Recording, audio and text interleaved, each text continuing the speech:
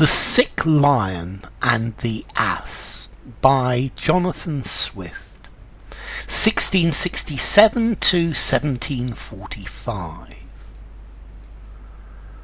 A lion sunk by time's decay, too feeble grown to hunt his prey, observed his fatal hour draw nigh. He drooped and laid him down to die.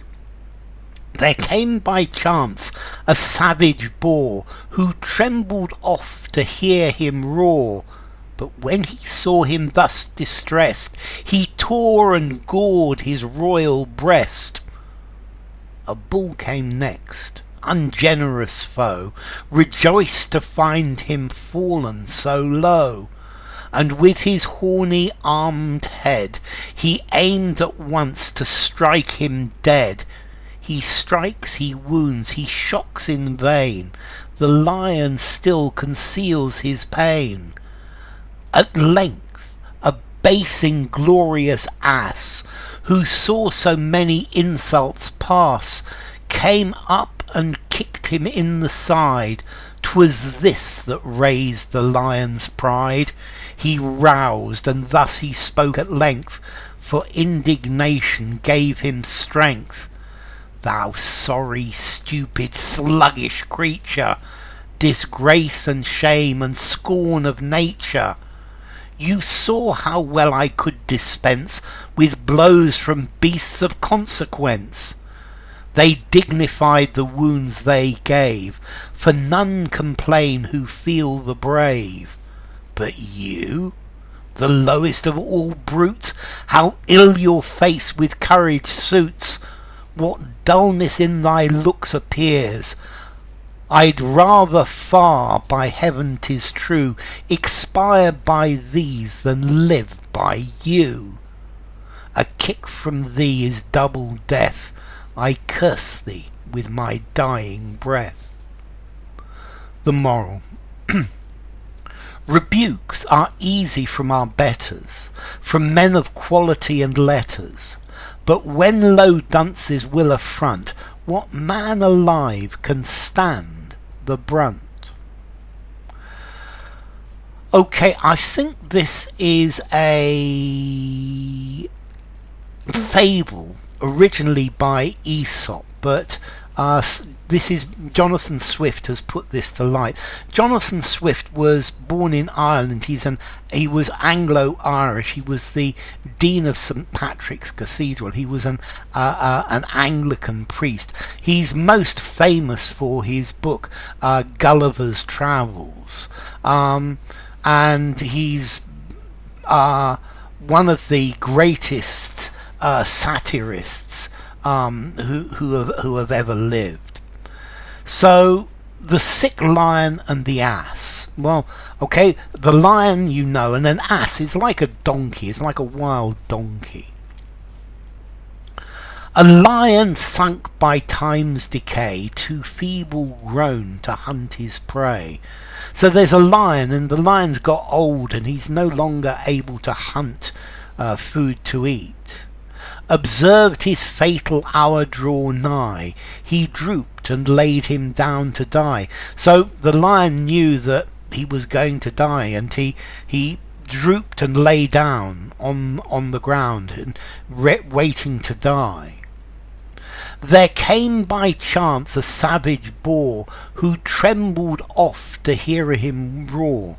So a boar, a wild pig, went by, and this wild boar had often trembled when he heard the roar of the lion. But when he saw him thus distressed, he tore and gored his royal breast. But when the boar saw that the lion was in such a bad state, he tore his skin, and he gored him with his teeth. A bull came next, unge'rous foe, rejoiced to see him fallen so low. Next a bull came by, and the bull was really happy to see the lion was in such a sorry state, and with his horny-armed head aimed at once to strike him dead. So the bull hit the lion with his horns, with one strike to try and kill him.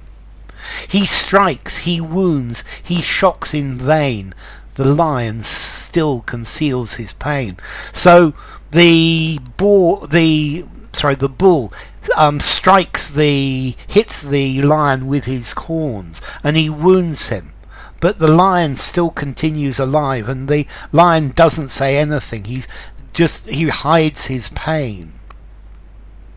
At length, later, a base inglorious ass, who saw so many insults pass, came up and kicked him in the side. 'Twas this that raised the lion's pride. So after a time, an ass, like a wild donkey, came up, and he'd seen all of these insults from the other animals, and the ass kicked the lion in the side. And this the lion couldn't take, and the lion reacted to this. He roused, he got up, and thus he spoke at length, and he spoke like this: for indignation gave him strength. He was angry, he was indignant that the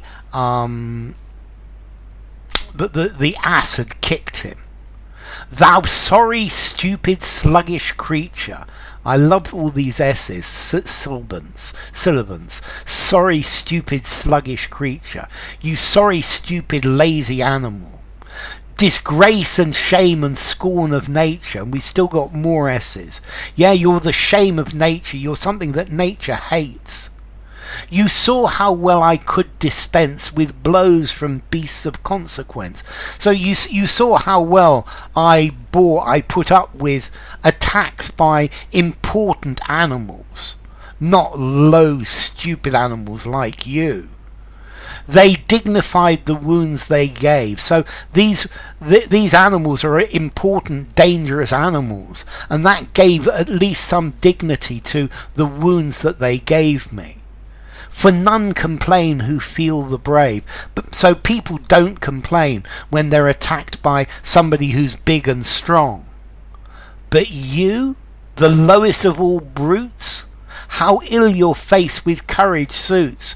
But being attacked by you, the lowest of all the animals, your face, you're not associated with courage. You're not part of the group of the brave people. What dullness in thy looks appears.